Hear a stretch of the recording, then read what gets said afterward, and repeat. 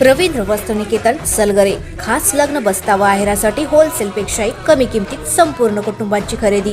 कांजीवरम, बनारसी, जुल्ला, Bangalore silk, Madurai silk, Calcutta cotton full व्हरायटीत उपलब्ध। सूट व इंडो शेरवानी, हळदीसाठी कुर्ता, सफारी, ब्रँडेड शर्ट, पॅन्टचे खास कलेक्शन। असंख्य व्हरायटीसह 51% भरघोस डिस्काउंट। जादा झालेला माल परत घेऊन पैसे परत। त्वरा करा, आजच भेट द्या रवींद्र वस्त्रनिकेतन सलगरे।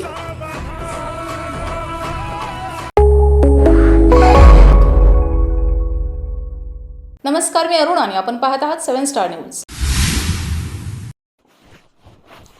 आजकाल मुले मोबाईल व्यसनाच्या आहारी जात आहेत। आईवडिलांना नेहमीच याची काळजी असते। आता जयपूरमधून मोबाईल फोनच्या अतिवापराबद्दल एक धक्कादायक प्रकरण समोर आले आहे।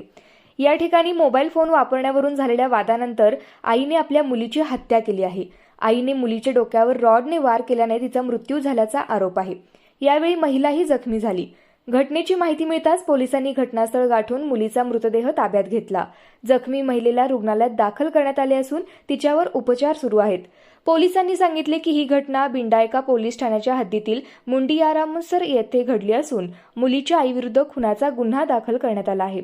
बिंडायका पोलीस स्टेशनचे अधिकारी भजनलाल यांनी सांगितले की ब्रजेश सिंह यांची 22 वर्षीय मुलगी निकिता सिंग स्पर्धा परीक्षांची तयारी करत होती। निकिताला मोबाईलचे व्यसन लागलेले होते। ती सतत फोनवर असायची। सोमवारी तिची आई सीता मोबाईल लपवून कामावर गेली। त्यानंतर मोबाईल लपवण्यावरून आई आणि मुलीमध्ये वाद झाला आणि हे प्रकरण हाणामारीपर्यंत पोहोचले। त्यानंतर संतापलेल्या आईने आपल्या मुलीच्या डोक्यात रॉडने वार केले। भजनलाल यांनी सांगितले की डोक्याला मार लागल्याने निकिता बेशुद्ध झाली आणि तिला SMS हॉस्पिटलमध्ये नेले असता डॉक्टरांनी तिला मृत घोषित केले।